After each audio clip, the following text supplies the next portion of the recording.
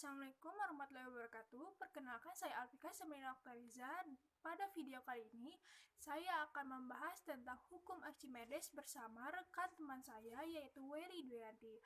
Kami dari Universitas Pasundan Bandung, Pendidikan Biologi kelas B. Simak baik-baik ya videonya. Apakah kalian pernah mendengar hukum Archimedes? Siapakah penemunya dan bagaimana penerapannya dalam kehidupan sehari-hari? Serta kaitannya apa dengan biologi? Hukum Archimedes itu sendiri berasal dari hukum yang dicetuskan oleh Archimedes pada tahun 1887 sampai 212 yang merupakan seorang ahli matematika dan statistika sehingga dikenal dengan hukum Archimedes. Hukum Archimedes itu berbunyi, jika sebuah benda dicelupkan dalam zat cair, maka benda tersebut akan mendapatkan gaya apung atau gaya ke atas sesuai dengan berat zat cair yang dipindahkan. Benda dalam hukum Archimedes tersebut terdapat 3 benda. Pertama, benda tenggelam, benda melayang, dan benda terapung. Pada benda tenggelam terdapat 3 gaya. Yang pertama, gaya balai benda atau disimbolkan dengan huruf W. Yang kedua ada gaya Archimedes yang disimbolkan dengan huruf FA. Dan yang ketiga ada gaya normal bidang yang disimbolkan dengan huruf N. Maka jika dalam keadaan seimbang, W sama dengan N tambah FA, sehingga W lebih besar daripada FA. Kemudian ada benda melayang dan benda terapung. Pada benda ini terdapat 2 gaya, yaitu FA dan W. Maka jika dalam keadaan seimbang, W sama dengan FA. Penerapan hukum Archimedes dalam kehidupan sehari-hari yaitu ada 3.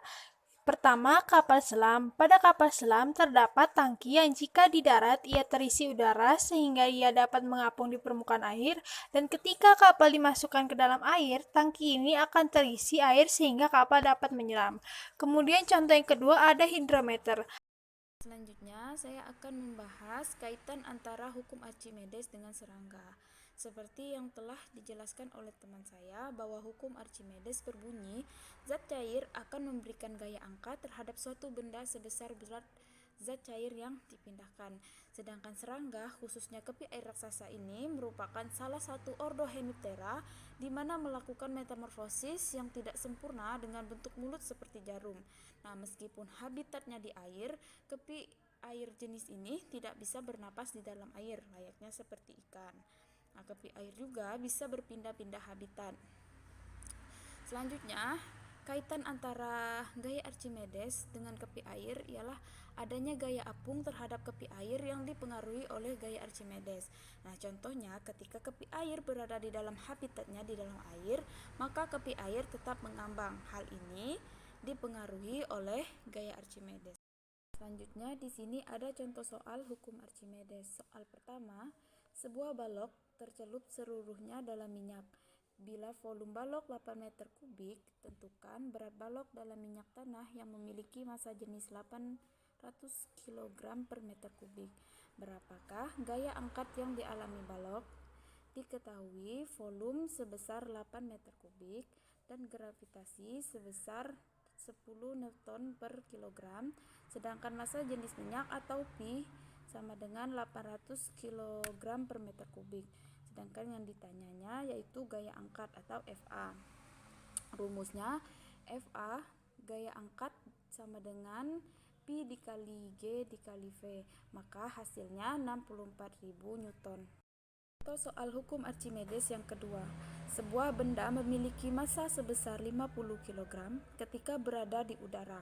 Kemudian benda tersebut diukur di dalam air dan hasil pengukurannya di dalam air sebesar 25 kg. Nah, jika benda tersebut berada seluruhnya di dalam air dengan massa jenis sebesar 1000 kg per meter kubik, maka volume benda tersebut adalah, untuk mencarinya, massa jenis 1 sama dengan 50 kg, sedangkan massa jenis benda yang kedua 25 kg. Pi-nya massa jenis air sebesar 1000 kg per meter kubik. Sedangkan yang ditanyanya FA gaya angkat dan volume.